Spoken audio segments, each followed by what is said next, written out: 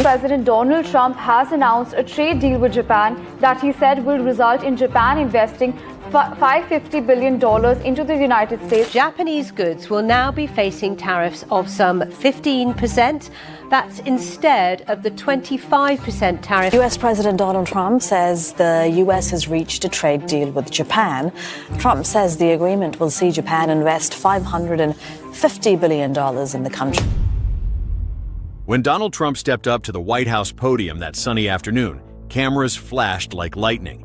His stride was confident, his expression unmistakable, the look of a man convinced he had just reshaped history. In front of him stood reporters from every major network, pens ready, lenses focused, the air thick with anticipation. Then came the headline moment. The United States has reached a historic trade deal with Japan. Applause erupted. Trump announced that Japan would invest a staggering $550 billion in America's industries. He called it the largest trade deal in U.S. history. Tariffs on Japanese goods, he said, would drop from 25% to 15%. It was, in his words, proof that America's hardline tariff policy was finally paying off, that allies who had long benefited from free trade were now bringing their dollars back to U.S. soil. In that moment, Trump's confidence was electric. Cameras caught him smiling broadly as he shook hands with U.S. business leaders from the energy, shipping, and technology sectors. The message was clear. The era of one-sided trade was over. America was winning again. But behind the cheers and the headlines, a quiet unease was already building, one that would soon explode into a full-blown diplomatic crisis.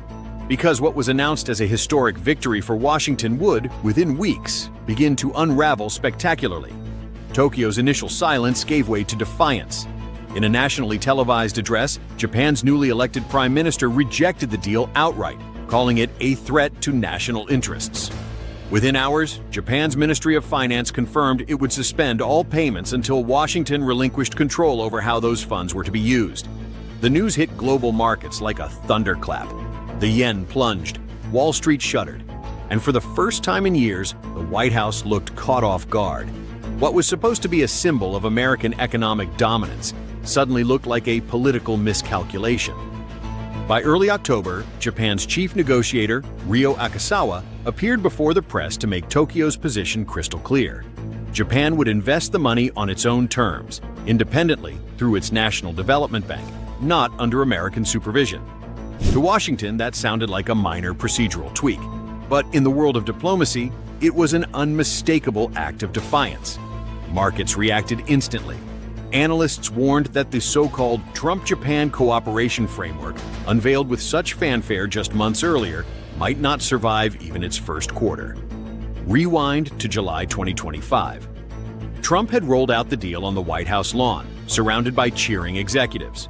Under the published terms, the agreement was meant to slash tariffs on Japanese goods and redirect billions toward key U.S. sectors: shipbuilding, LNG, semiconductor manufacturing, and energy infrastructure. It was billed as a strategic partnership that would reindustrialize America and secure the Indo-Pacific alliance. Bloomberg quoted Trump boasting that the U.S. would receive 90% of the profits. Behind closed doors, though, negotiators admitted the truth. It wasn't a legally binding treaty. It was a political handshake, a deal built on optics and pressure, not durable diplomacy. In Tokyo, discontent brewed quickly. Prime Minister Shigeru Ishiba, who had signed the deal under threats of U.S. tariffs, saw his approval rating plummet to below 20%. Critics accused him of selling out Japan's sovereignty for political survival. By September, Ishiba had resigned. Then came a political earthquake in Tokyo. Sanae Takahashi, a conservative nationalist and protege of Shinzo Abe, became Japan's first female prime minister. Her campaign promise was simple but powerful. No deal that compromises Japan's sovereignty will stand. In her first televised address, she declared that any agreement undermining Japan's independence would be re-examined. It was a polite yet unmistakable message to Washington, and it hit like a shockwave. Back in the U.S., Commerce Secretary Howard Lutnick, one of Trump's closest allies and the architect of the trade framework, told reporters that America expects all partners to honor their commitments. But behind the scenes, even the U.S. Treasury was worried. Reports leaked that Tokyo was planning to maintain tight control over its pledged funds by routing them through domestic institutions rather than transferring them directly to U.S. agencies. Soon after, Reuters confirmed it. Japan was setting up a state-backed investment fund inside the Bank of Japan, a clever move that technically fulfilled the deal but ensured Tokyo kept the reins. The markets read the message instantly. Japan would decide the pace, the scale, and the projects, not Washington. American defense contractors, who had expected huge profits from Japanese-funded projects, saw their shares tumble. The Financial Times described the development as a silent rebellion, and the ripple effect didn't stop there. South Korea, which had signed a similar $350 billion investment framework, began to rethink its own commitments. "We cannot pay in cash," Seoul's security advisor told Reuters flatly. Suddenly, the U.S. wasn't just facing one act of resistance, it was confronting an entire region pushing back. What followed in Washington was part denial, part frustration. Trump, visibly irritated in a televised cabinet meeting, insisted, "We made the best trade deal ever, and yet Japan turned its back on us."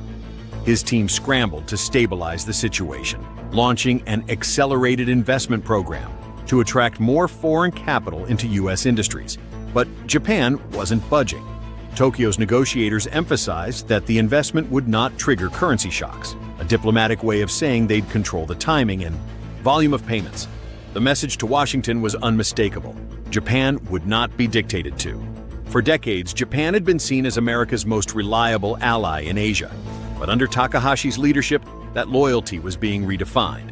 Defying Washington was no longer seen as reckless. It was becoming a badge of honor. Her administration adopted a clear stance. Japan would strengthen its defense partnership with the U.S., remain vigilant against China, but refuse to surrender control over its own economic future. Equality and mutual respect would replace submission and dependence. In Tokyo, that message resonated. Business leaders and economists rallied behind her. Takashi Ninami, CEO of Suntory and one of Japan's most influential corporate figures, told the Financial Times that the U.S. deal lacked transparency and risked destabilizing Japan's economy. He argued that Tokyo couldn't pour hundreds of billions abroad without a clear return or oversight plan. By late September, doubts began to grow around the deal's flagship project, the $44 billion LNG export terminal in Alaska. Construction costs had soared, demand forecasts were falling, and Japanese utilities were quietly reconsidering. Some insiders admitted Tokyo's real goal was now to delay and eventually withdraw. For Trump's administration, the optics were disastrous. A deal once hailed as a triumph of American leverage was now being portrayed as evidence of overreach. Commerce Secretary Lutnick warned of serious consequences if Japan delayed. The threat of renewed tariffs loomed large, though many observers saw it as political theater. Meanwhile, U.S. corporations that had backed Trump's industrial vision began voicing unease. "We came to invest," one executive told the Financial Times, "not to fight a new Cold War with our biggest customer." The grand narrative of victory was dissolving into a story of tension, miscalculation, and shifting power. The $550 billion trade deal, once celebrated as proof of America's unmatched influence, had become a mirror reflecting a changing world, one where allies like Japan are no longer silent followers.